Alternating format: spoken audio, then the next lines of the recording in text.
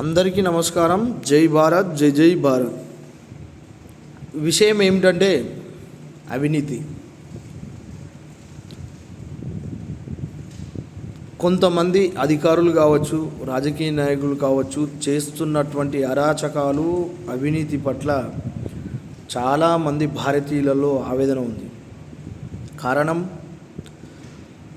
మన దేశంలో నమోదైనటువంటి అవినీతి కేసుల యొక్క విచారణ అలసత్వంపై సంవత్సరాల తరబడి జరుగుతున్నటువంటి విచారణ పట్ల భారతీయులలో ఆవేదన ఉంది, ఆందోళన కూడా ఉంది.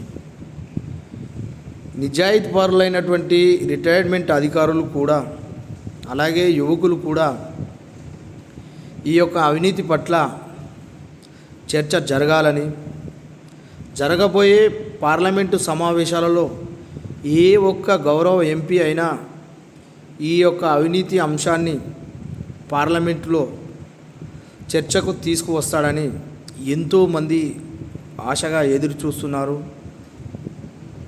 ఈ యొక్క అవినీతి కేసుల యొక్క విచారణ త్వరితగతిన జరిగే విధంగా, లేదా కాల పరిమితితో కూడినటువంటి ఈ అవినీతి నిర్మూలనకై ఒక చట్టాన్ని తీసుకురావాలని భారత పౌరునిగా నేను బలంగా ఆశిస్తున్నాను.